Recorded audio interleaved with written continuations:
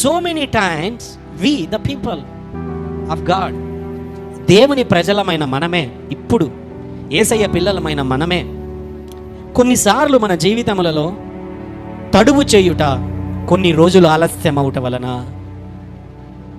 ఉద్యోగం ఆలస్యం అవుట వలన, వ్యాపారం కొన్నిసార్లు ఆలస్యం అవుట వలన, దేవుని యొద్ద నుంచి సమాధానం ఆలస్యం అవుట వలన, నువ్వు అనుకున్నది ఆలస్యం అవుట వలన, లేదా నీ జీవితంలో ఏదైనా సమస్య వచ్చుట వలన, ఇబ్బంది వచ్చుట వలన, నష్టము వచ్చుట వలన, శ్రమల గుండా అవమానముల గుండా వెళ్ళవలసి వచ్చుట వలన, ఆర్ యూ బ్లేమింగ్ గాడ్? దేవుణ్ణి నిందిస్తున్నావా? ఈ ఇశ్రాయేలు ప్రజల వలె. God has given food to eat, shelter, home, ఇంటినిస్తున్నాడు, ఆరోగ్యాన్ని ఇస్తున్నాడు, ఆర్థిక పరిస్థితులను సమకూరుస్తున్నాడు. ఇంతకు ముందు కాలం అంతా నిన్ను కాపాడుతూనే వస్తున్నాడు కదా. ఎన్నోసార్లు కన్నీళ్ళల్లో, బాధలలో, వేదనలలో ఉన్నప్పుడు అయ్యా అని మొరపెట్టగా వెంటనే నీకు సమాధానం ఇచ్చాడు కదా.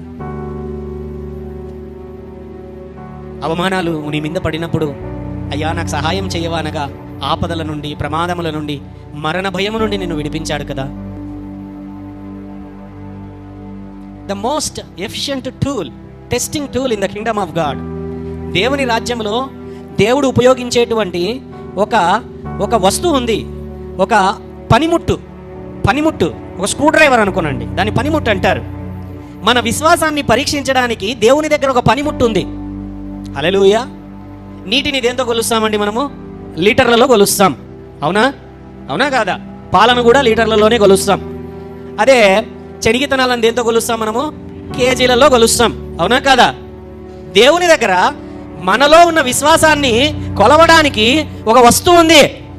ఆ వస్తువునే హల్లెలూయా సమయము. ఏంటది? సమయము అనేటువంటి ఒక టూల్, ఒక పనిముట్టు ఉంది దేవుని దగ్గర. ఆ టూల్తో, ఆ టెస్టింగ్ టూల్తో, ఆ పనిముట్టుతో, టైం, సమయం అనేటువంటి పనిముట్టుతో ప్రతి ఒక్కరూ, ఇక్కడ ఉన్న ప్రతి ఒక్కరూ పరీక్షింపబడవలసినదే. ఎవరు దానికి అతీతులు కారు. హల్లెలూయా. ఆలస్యం అనేది క్రైస్తవ జీవిత ప్రయాణంలో ఒక భాగం. నాకు ఆలస్యం అయిపోతుంది, దేవుడు నాకు ఇవ్వడం లేదు, దేవుడు నన్ను పట్టించుకోవడం లేదు, దేవుడు నాకు మోసం చేశాడు, దేవుడు నన్ను చేయి విడిచిపెట్టేశాడు, సంవత్సరాలు దాటిపోతా ఉంది. అవును, అవుతుంది. అదే దేవుని ప్రణాళిక. హల్లెలూయా. అదే దేవుని ప్రణాళిక. God is testing you. దేవుడు నిన్ను పరీక్షిస్తున్నాడు. దేనితో పరీక్షిస్తున్నాడు? సమయం అనేటువంటి ఒక టూల్తో దేవుడు నిన్ను పరీక్షిస్తున్నాడు. హల్లెలూయా.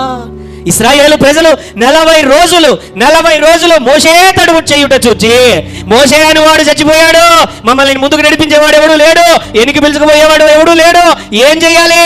అహరోను మాకేదో ఒక దేవుని తయారు చేయి. యా దేవుని తయారు చేయాలి? ఐగుప్తులో ఒకడుండే చూసావా?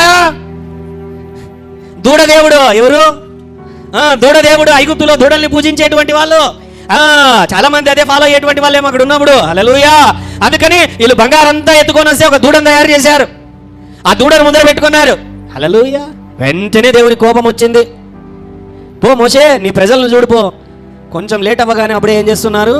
వేరే దేవుణ్ణి, వేరే మార్గమును, వేరే పద్ధతులను, వేరే పరిస్థితులను, కొంచెం యేసు ప్రభువుని నమ్ముకున్నటువంటి తర్వాత అద్భుతాలు నీ జీవితంలో జరుగుతాయి, ఐగుప్తు దేశంలో జరిగినట్లు. హల్లెలూయా.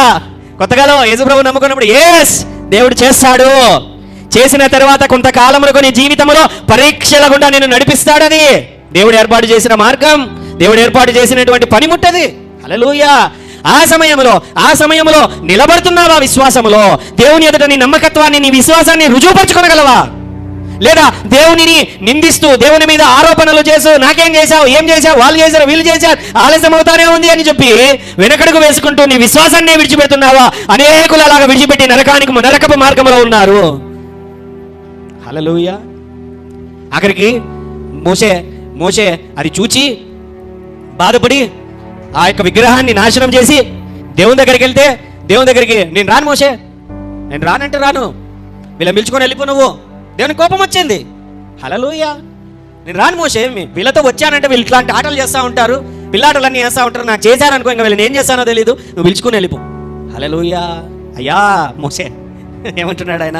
ఒకసారి జ్ఞాపకం చేసుకో ప్రభువా, కనికరం తెచ్చుకో అయ్యా, నీ కటాక్షం ఉందంటున్నావే. నిర్గమకాండం 33వ అధ్యాయంలో ఈ సంవత్సరంలో దేవుడు మనకిచ్చిన వాగ్దానం, అయ్యా కటాక్షం ఉందంటున్నావు కదా, పేరును బట్టి ఎరుగున్నానన్నావు కదా, నీ ప్రజలే కదా ప్రభువా వీళ్ళు, నీ కృపను జ్ఞాపకం చేసుకో అని అనగానే మోషే బతిమలాడగా వెంటనే కోపము తొలగిపోయింది. కోపించుచునే కటాక్షము చూపు దేవుడు. హల్లెలూయా.